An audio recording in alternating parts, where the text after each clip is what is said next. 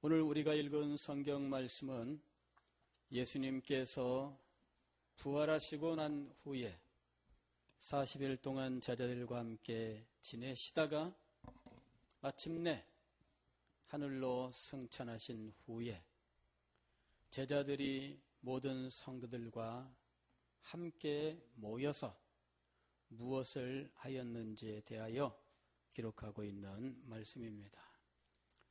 14절 말씀을 보면은 여자들과 예수의 어머니 마리아와 예수의 아우들과 더불어 누가 이분들과 함께 했느냐 하면 13절에 있는 11 제자입니다. 13절에 11 제자를 열거하고 그리고 14절은 이들 모두와 이렇게 되어 있습니다. 이들 모두가. 그러나 이것이 13절과 겹치기 때문에 한글 번역에서는 생략했습니다.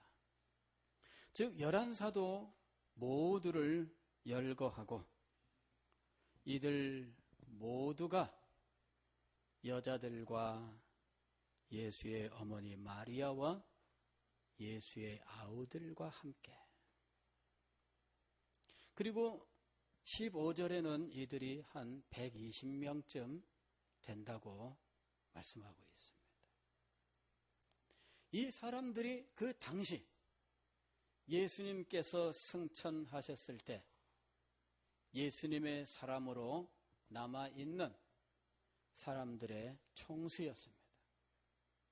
그런데 이 사람들이 마음을 같이 하여, 여기 마음을 같이 하여라고 번역한 말은 똑같은 마음으로란 뜻입니다.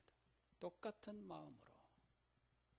즉 어느 한 사람도 다른 마음, 다른 생각을 하는 사람이 없이 한 마음, 한 뜻이 되어 오로지 기도에 힘쓰더라. 오로지 힘쓰더라 하고 번역한 이 말은 몰두하는 것을 의미해요.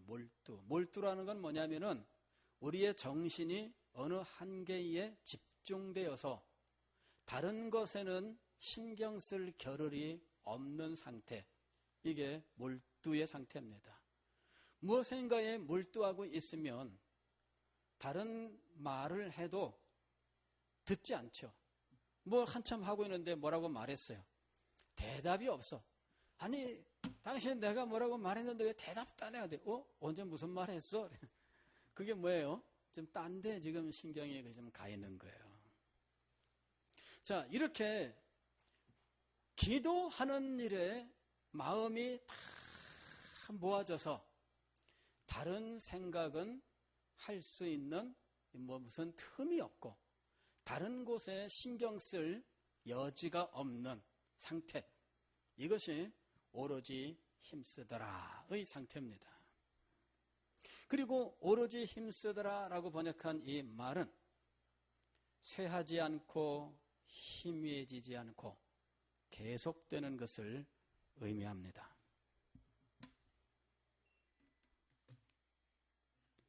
그러니까 처음에 힘써 기도하였는데 얼마 후에 가면 마음도 시들시들해지고 처음에 그 뜨거웠던 심정들이 슬금슬금 사라지고 그러는데 제자들과 모든 성도들의 기도는 그렇지 않았다는 거예요. 언제까지?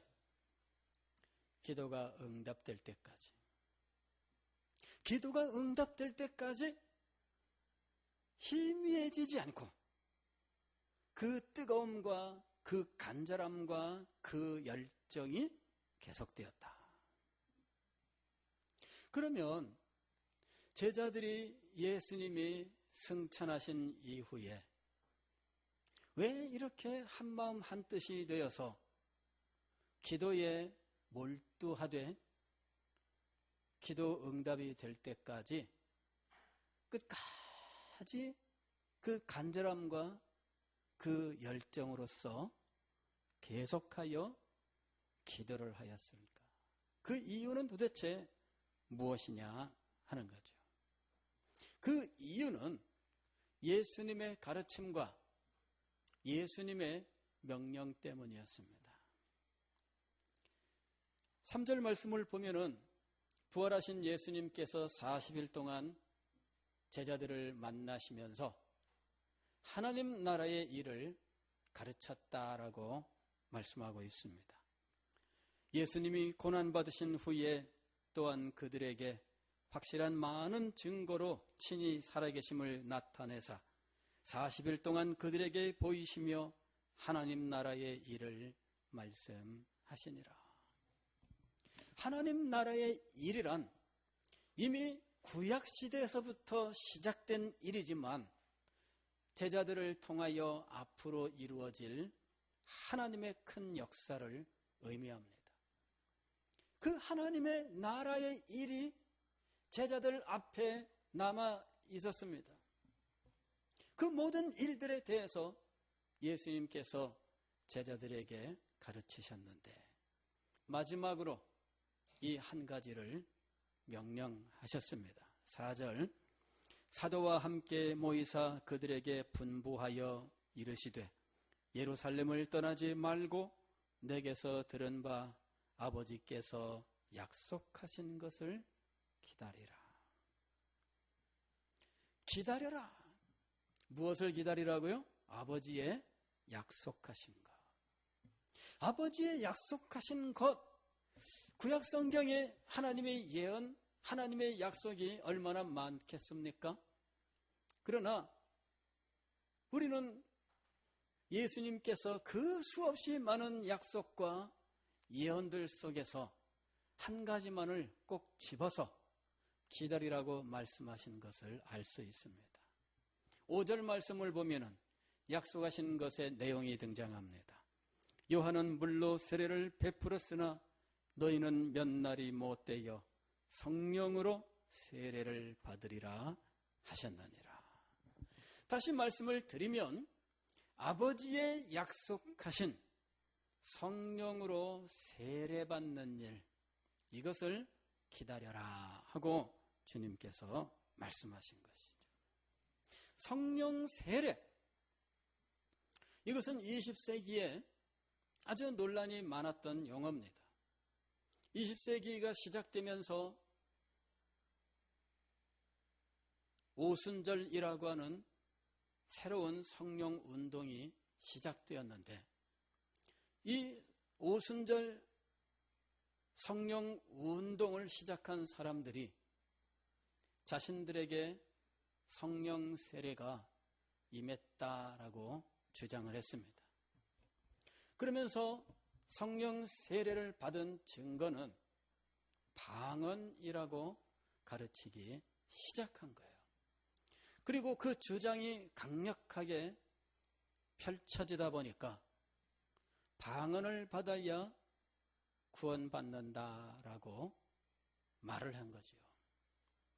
그래서 우리 장로교를 비롯한 정통 신앙을 가지고 있는 진영에서 뭔 말이냐?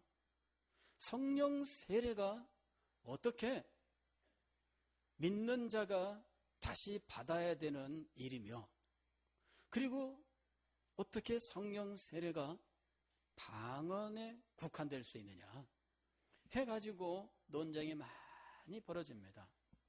그래서 오순절 성령 운동하던 진영에서는 나중에 몇 번에 걸쳐서 자신들의 견해를 바꾸어서 방언이 중요하지만 그러나 방언이 구원의 증거는 아니다. 방언만이 성령 세례의 증거는 아니다. 이제 이렇게 포기하게 되었습니다. 그러나 그런 그 성령 운동이 얼마나 무섭게 전 세계로 퍼져 나갔는지, 우리나라도 이 오순절, 소위 우리가 흔히 알기로는 순복음입니다. 순복음. 순복음교회라고 부르는 것이 바로 이 오순절, 성령운동파예요. 그래서 우리나라에서도 그 성령운동의 불건전함에 대해서 많이 지적을 하고 지금은 상당히 많이 변화된 상태죠. 자, 그러면 도대체 성령 세례가 무엇이냐? 오순절이 아닌 다른 진영에서는 성령 세례 자체를 부인하거나 혹은 성령 세례를 중생으로 이야기하는 경우들이 있습니다. 성령 세례는 중생이다. 즉, 우리가 세례를 받을 때 예수 그리스도와 연합하게 되는 것처럼 물 세례는 예수 그리스도와 연합하는 표고 성령 세례는 예수 그리스도와 연합하는 실제 사건이다. 이렇게 해서 물 세례와 성령 세례를 예수 그리스도를 믿는 사건과 연관시켜서 이야기를 한 거예요. 그런데 성령 세례를 중생으로 본다면 오늘 예수님의 이 말씀은 전혀 어울리지 않습니다. 아버지의 약속하신 것을 기다리라. 그런데 성령 세례를 기다리라. 다시 이야기하면 중생을 기다리라. 이렇게 돼버리거든요. 중생을 기다려라? 중생한 사람들은 어떻게 되는 거예요? 또 중생을 기다려야 됩니까? 자, 그래서 성령 세례라고 하는 말은 중생과 동일한 용어로 사용될 수 없습니다.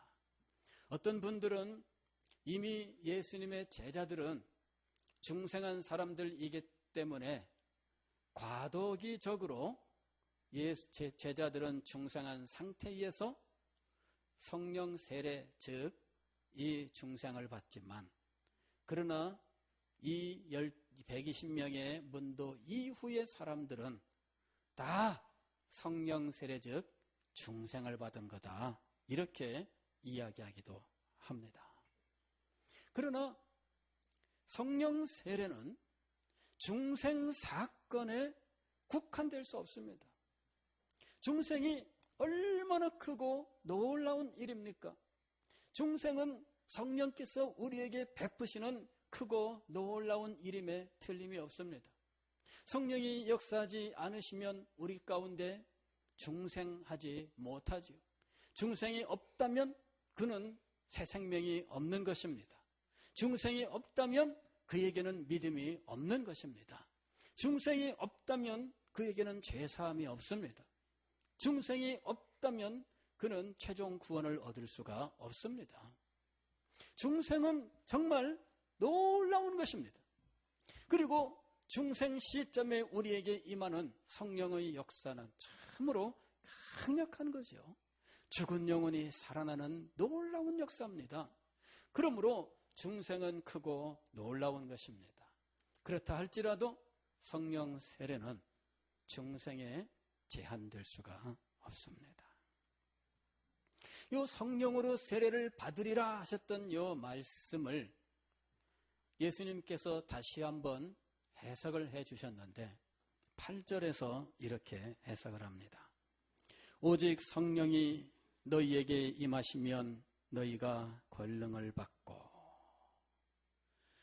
성령 세례를 무엇이라고 예수님이 말씀하셨느냐 하면 성령이 임하시는 것으로. 성령이 임하시니까 얼마나 놀라운 역사가 일어나는지 모릅니다. 사실은 성령 세례가 무엇이냐 용어를 붙들고 싸울 일은 아닙니다. 저도 이 문제를 가지고 수십 년을 붙들고 씨름을 해봤는데 용어 가지고 서로 네가 옳다 그르다 싸울 만한 문제는 아닙니다. 진정으로 우리가 관심을 가져야 될 문제는 뭐냐면은 성령께서 우리 가운데 임하시며 성령께서 우리 가운데 역사하시는가 하는 문제예요. 성령의 역사가 우리 중에 있습니까?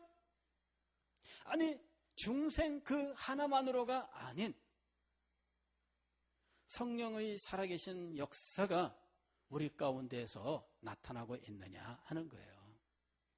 현실을 보면은 중생의 역사조차도 흔히 볼 수 없을 만한, 영적으로는 참 빈약한 상태에 있는 것을 안타까워합니다.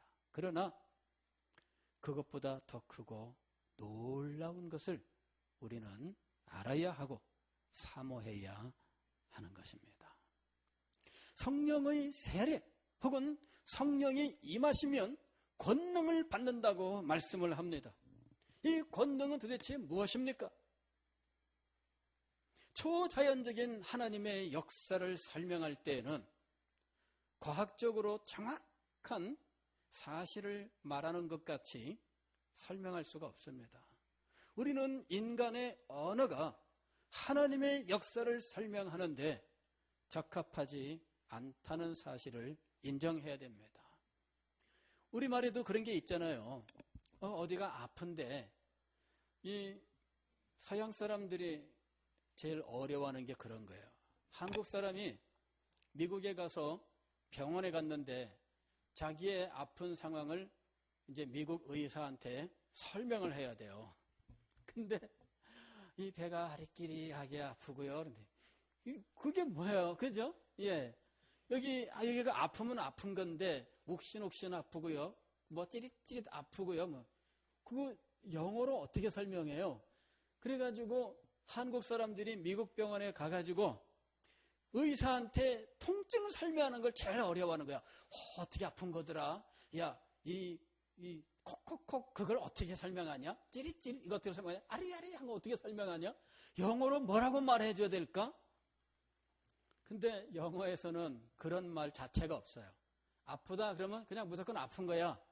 뭐 여기가 무슨 이 속에서 아픈 게 아니라 겉에서 뭔가 좀 이상하게 막 이렇게 뭐가 닿는 것 같으면서 그냥 아프고요. 막 우리는 그렇게 복잡하게 설명하잖아요. 근데 미국에 가서 설명할 때에는 그냥 아픕니다. 그럼 끝나는 거예요. 뭐 어떻게 아프다 뭐 설명할 필요가 하나도 없습니다. 그러면은 그 사람들은 어떻게 고치냐? 아픈데 당신이 참을 수 있는 정도냐, 참을 수 없는 정도냐? 그래가지고 그것을 강도를 1부터 10까지 놓고 자, 당신의 아픔을 어느 정도로 표현할 수 있겠냐? 7이냐, 8이냐, 9냐, 5냐, 4냐, 3이냐? 숫자로 말해요. 숫자로. 뭐 아리까리하게 아파요. 뭐 욱신욱신 아파요. 뭐 콕콕 쑤시면서 아파요. 뭐 이런 건 다 소용없습니다. 그냥 아픈 거야. 근데 하나님의 신령한 역사를 우리 인간들이 경험할 때 그것을 표현하는 것이 실상은 그런 거예요. 이걸 어떻게 표현할 수 있을까? 아리까리하게 성령이 역사하셨습니다. 성령께서 몽롱하게 역사하셨습니다. 도대체 성령의 역사를 어떻게 설명을 해야 될까요? 그래서 이런 신령한 역사를 표현하는 말은 상징적인 표현이 될 수밖에 없습니다. 성령 세례라고 하는 것도 일종의 상징이에요. 성령의 임하심이란 이는 성령께서 인격적으로 우리에게 찾아오시는 것을 의미하는 것이죠. 근데 성령의 역사를 표현할 때에는 이렇게 상징으로 표현하고요. 그리고 그것이 우리 가운데 나타날 때 어떤 현상을 가지고 말할 수밖에 없다는 거죠. 그 성령의 역사는 상징이 될 수밖에 없고 그리고 나타난 결과는 우리에게 몇 가지 구체적인 사실들이 있기는 하지만 그것조차도 과학적인 어떤 표현처럼 정확하게 표현될 수는 없습니다. 우리는 이 성령과 관계된 일들에 대하여 인간의 경험 그리고 그것을 표현하는 인간의 표현이 지극히 제한적일 수밖에 없다라고 하는 사실을 먼저 알고 이 성령에 대해서 생각을 해야 하는 겁니다. 성령 세례는 성령의 임하심인데 구약의 이것에 대하여 이미 예언의 말씀들이 여러 군데 나옵니다. 가장 대표적인 것이 오순절 성령 강림이 있고 난 후에 사도 베드로가 설교하는데, 너희가 보는 것처럼 우리는 술 먹고 술 취한 것이 아니라 성령을 받은 거다. 그러면서 요엘서 2장 28절 이하의 말씀을 인용을 합니다. 그 후에 내가 내 영을 만민에게 부어주리니 너희 자녀들이 장래일을 말할 것이며 너희 늙은이는 꿈을 꾸며 너희 젊은이는 이상을 볼 것이며 그때에 내가 또 내 영을 남종과 여종에게 부어줄 것이며 내가 이적을 하늘과 땅에 베풀리니 곧 피와 불과 연기 기둥이라. 내 영을 만민에게 부어주리니. 언제 이런 일이 있을 것입니까? 말세에. 구약에서는 그냥 말세라고 이야기를 했는데, 구약에서 말했던 이 말세는 오늘날 신약시대의 전부를 가리키는 용어입니다. 예수님께서 승천하시고 재림하시는 바로 그 전 기간을 가리켜서 말세라고 부르고 있는 겁니다. 말세에 일어나는 중요한 일, 아주 결정적인 한 가지 사건이 무엇이냐 하면 하나님께서 당신의 영을 만민에게 부어주시겠다 하신 것입니다. 이것은 이스라엘 나라의 회복과 연관되어 있는 약속이었습니다. 항상 이스라엘의 회복을 약속할 때 구약에서는 성령을 부어주시는 것으로 약속하신 것, 그 약속으로 나타납니다. 이사야서 32장 15절 말씀도 보면 마침내 위에서부터 영을 우리에게 부어주시리니 광야가 아름다운 밭이 되며 아름다운 밭을 숲으로 여기게 되리라. 이스라엘이 회복되는데 위로부터 영을 부어주십니다. 그때 어떤 일들이 일어나는가? 구체적으로 이렇다 말씀하시지 않습니다. 상징적으로 말씀하시는데 광야가 아름다운 밭이 돼요. 아름다운 밭이 숲이 돼요. 그렇도록 광야가 나중에는 숲이 되는 이런 놀라운 역사가 하나님의 영을 부어주실 때 그 백성에게 나타나는 모습이라는 거예요. 그건 도대체 무엇일까? 체험적인 면에서는 구체적으로 이렇다 저렇다 하나하나 꼬집어 말하기는 참 힘듭니다. 그러나 성경을 연구하고 그동안의 성도들이 성령의 강력한 은혜 속에서 체험했던 일들을 성경의 가르침과 면밀하게 비교할 때 나타나는 몇 가지 일들이 있습니다. 성령께서 우리에게 부어졌을 때 나타나는 가장 중요하고 결정적인 일은 무엇이냐면 계시의 권능입니다. 계시의 권능이라고 하는 것은 하나님의 말씀과 관계되어 있는 것들입니다. 하나님께서 우리에게 말씀을 주셨는데 그 말씀에 대하여 그 눈이 활짝 열리는 것이죠. 하나님의 말씀의 비밀을 깨달아 알게 되는 것입니다. 하나님의 영광을 그 속에서 발견하고 하나님의 사랑을 그 속에서 발견하고 하나님의 계획을 그 속에서 깨닫게 됩니다. 성령이 임하셨을 때 그때 우리에게 나타나는 아주 중요한 역사 중에 하나가 바로 이 계시의 권능이에요. 성령께서 하나님의 계시를 사용하십니다. 우리에게 주신 하나님의 말씀을 사용하십니다. 그래서 하나님의 말씀에 대하여 깊은 깨달음이 일어나고 성경이 우리에게 가르친 진리가 우리 속에 선명하게 살아나면서 진리를 깨닫게 되는 놀라운 역사가 일어나는 거예요. 그러면서 하나님이 어떤 분이신지, 하나님께서 우리를 위하여 행하신 일이 얼마나 놀라운 일인지, 앞으로 하나님께서 이루실 일이 무엇인지, 이런 일들에 대한 탁월한 깨달음이 있게 되고, 그리고 그 일을 통하여 하나님을 더 깊이 체험하게 됩니다.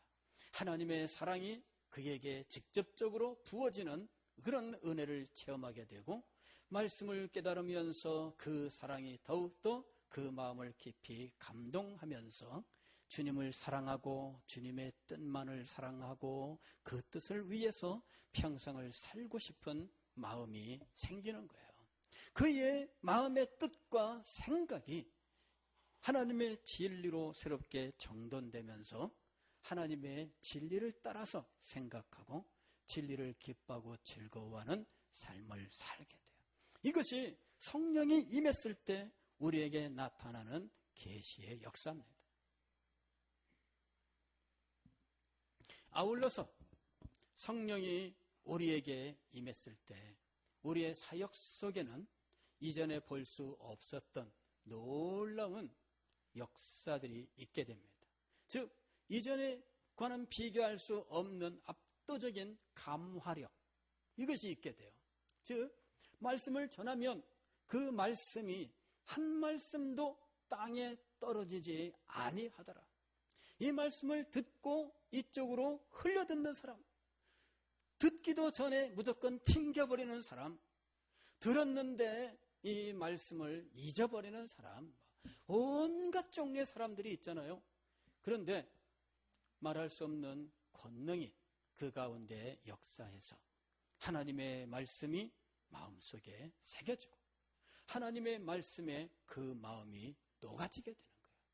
하나님의 복음을 전파하면 이 복음이 각 사람 속의 역사에서 사람들은 자신의 죄를 깨우치고 하나님 앞에서 이 죄를 붙들고 씨름하고 이 죄로 인하여 내가 망하게 되었다 절망하고 슬퍼하고 애통하고 그 죄의 문제를 붙들고 날마다 고통스러워하는 일들이 일어나게 됩니다.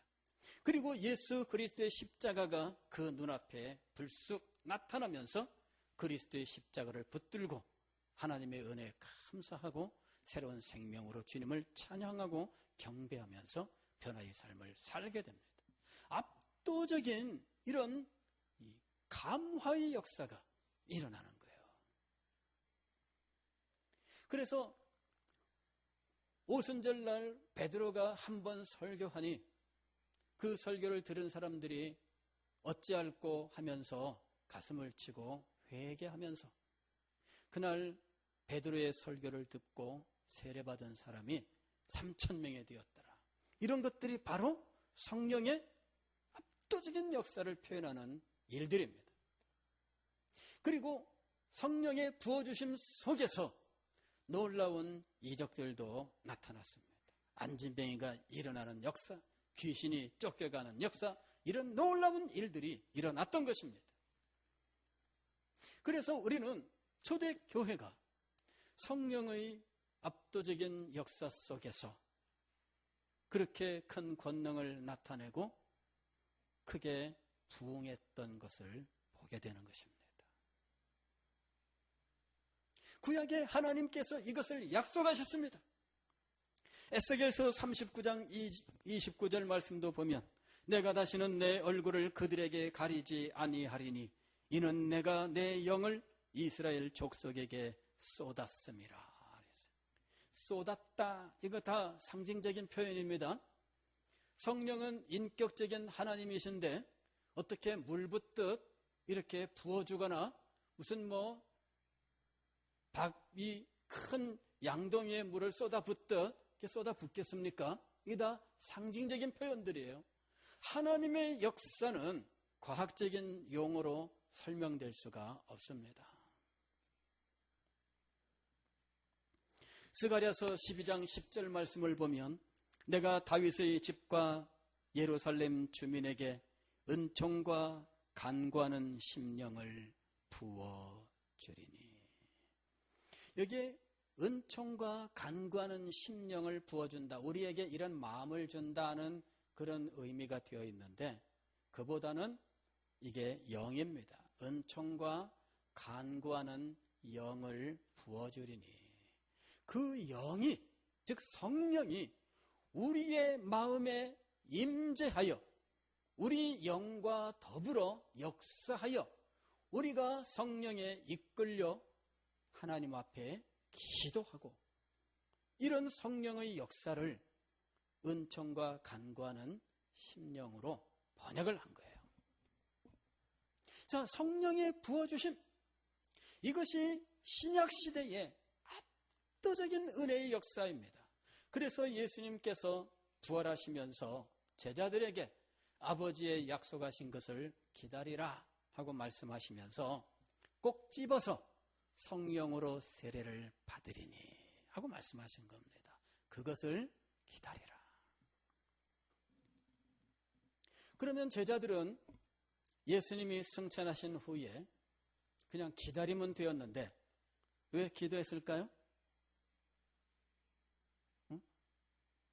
황영민 집사님, 그냥 기다리면 될 텐데 왜 기도했을까요?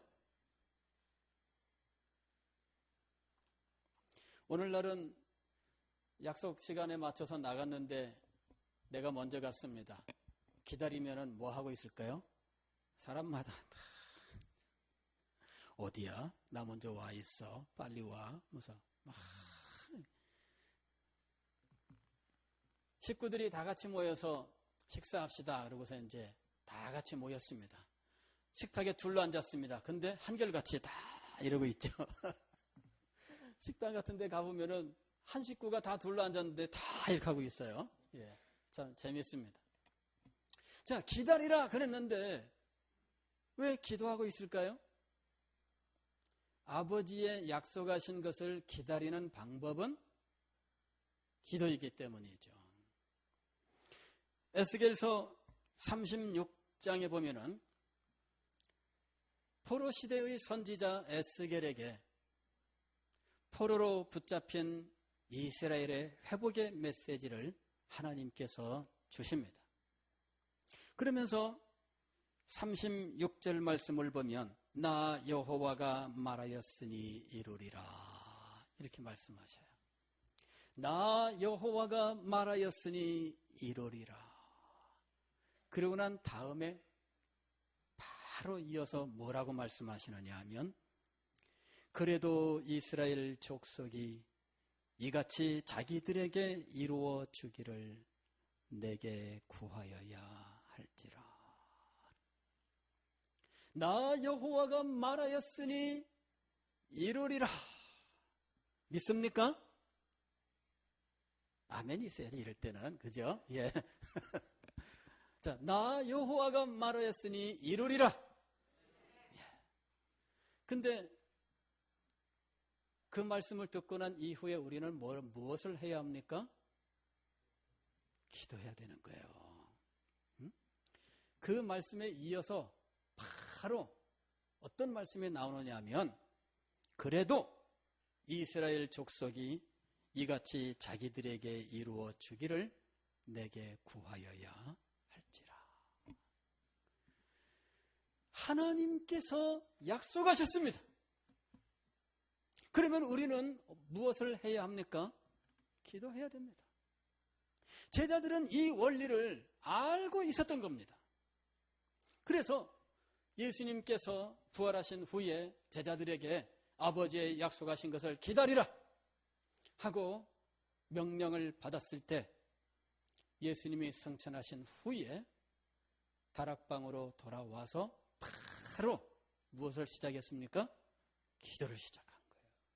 그리고 그 기도를 언제까지 계속해서 했느냐 하면 오순절 성령 강림이 임할 때까지, 즉 아버지의 약속하신 것이 임할 때까지 기도했습니다.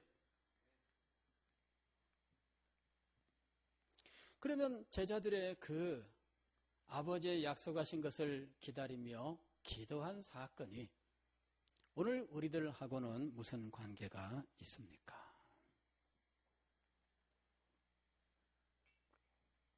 우리들에게도 해당되는 말씀일까요? 제자들에게만 해당되는 말씀일까요? 사도 베드로가 이스라엘 백성들에게 오순절 성령 강림 사건 후에 설교를 하였는데 그때 이 이스라엘 백성들에게 이렇게 얘기합니다. 베드로가 이르되 너희가 회개하여 각각 예수 그리스도의 이름으로 세례를 받고 죄사함을 받으라.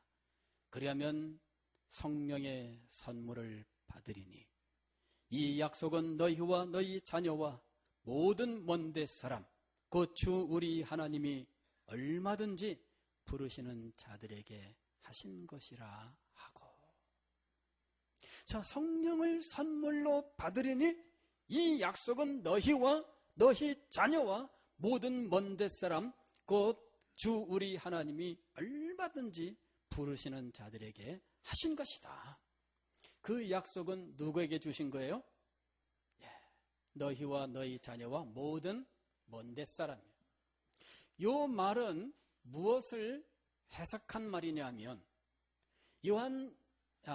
요엘서 2장 28절 이하의 말씀을 해석한 거예요.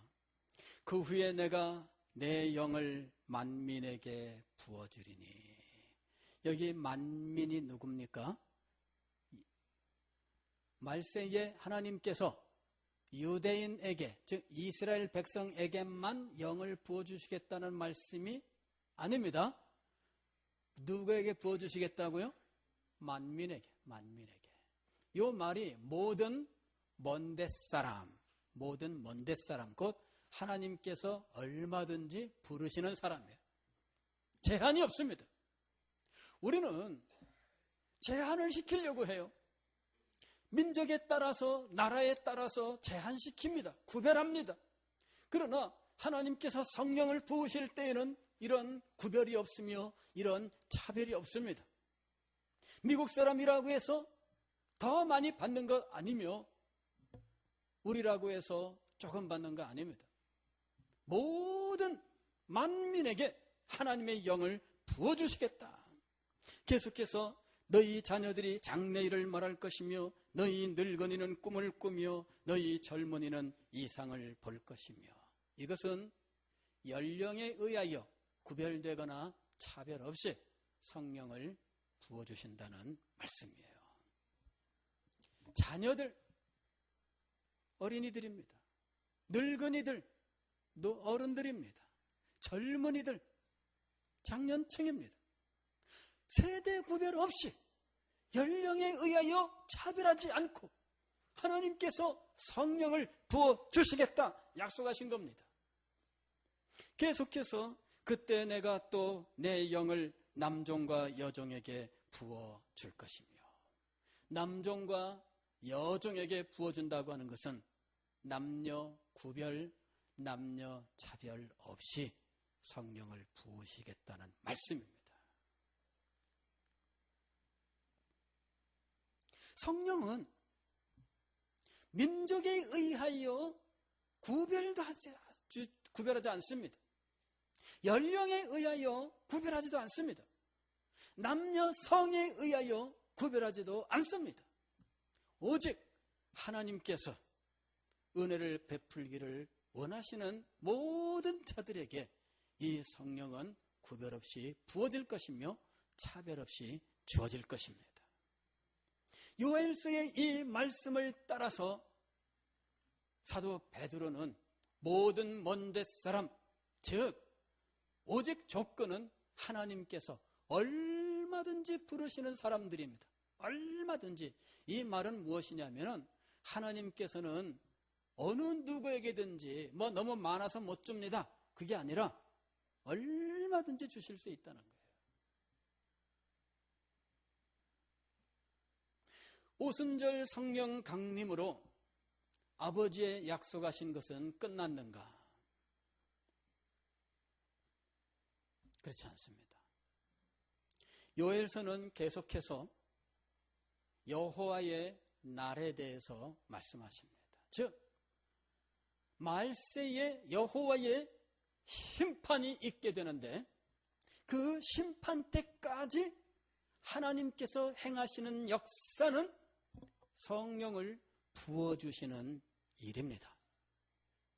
그러므로 우리가 예수님의 재림 때까지 이 말세의 전 기간이 모든 먼데 사람 곧 만민에게 연령의 제한이 없고 성의 제한이 없이 성령을 부어주시는 시기라고 하는 거예요.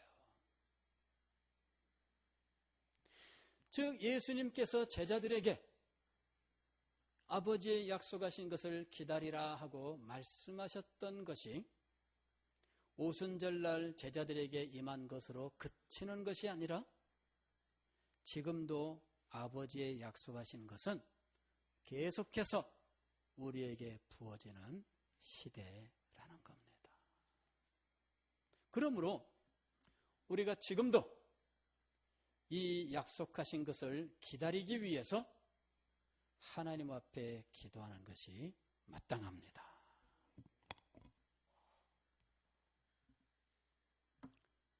성령 세례는 개인적인 것이라기보다는 교회적인 것입니다. 우리가 교회의 역사를 살펴보면 사도행전 이후에 성령의 강력한 역사는 비록 교회 안에 어떤 사람들에게 임하는 것으로 시작되지만 거기서 그치지 않고 전 교회적으로 성령의 부어주심이 계속하여 임하는 것을 볼 수가 있습니다. 그러므로 우리는 이 시대를 위해서, 우리 교회를 위해서, 더군다나 우리의 가정과 영혼을 위해서 아버지의 약속하신 것을 위하여 기도하는 것이 얼마나 중요한지 알아야 돼요. 우리를 돌아보면 너무나 연약하고 부족하지요.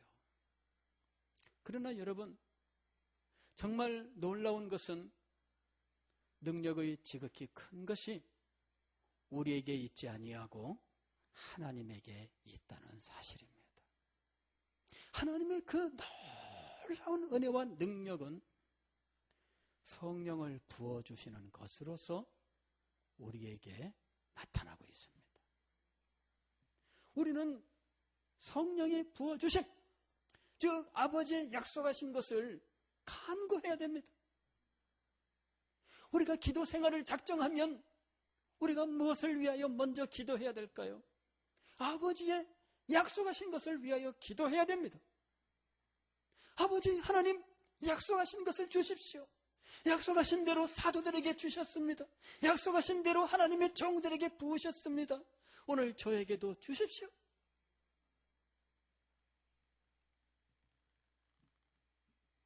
아마 여러분이 교회는 기도하는 집이라고 하는 이번 이 메시지를 들으면서 기도해야 되겠다는 마음이 아마도 마음속에서 있을 겁니다. 가을이 되면은 이 기도를 구체화할 수 있도록 여러분과 함께 기도하는 계획을 가지고 있습니다. 먼저 여러분들에게 기도의 필요성에 대해서, 기도가 얼마나 중요한지 기도의 마음을 준비하고 마음속에서 기도할 어떤 결심을 할 수 있도록 이 메시지를 전하고 있는 겁니다. 그런데 무엇을 위하여 기도할까요? 아버지의 약속하신 것이 첫 번째 기도가 되어야 됩니다. 이것이 우리에게 있어야 됩니다. 그래야 우리의 영혼이 살고, 우리의 가정이 살고, 우리 교회가 살고, 우리 교회가 살아야 이 시대가 사는 것입니다. 교회가 사는 데까지 나가야 돼요. 그래야 우리 가정과 이 시대가 다 같이 교회의 생명 속에 함께 살게 되는 것입니다. 우리는 먼저 아버지의 약속하신 것을 위하여 기도해야 됩니다. 예수님께서 제자들에게 엄히 분부하셨듯 그 분부는 오늘 우리에게도 동일하게 주어진 것인 줄 믿습니다. 그 명령을 붙들고 간구하면서 아버지의 약속하신 성령의 세례, 성령의 부어주심을 경험하고 교회가 살고 시대가 살아나는 놀라운 역사의 현장에 함께하는 우리가 될 수 있기를 주의 이름으로 축원합니다.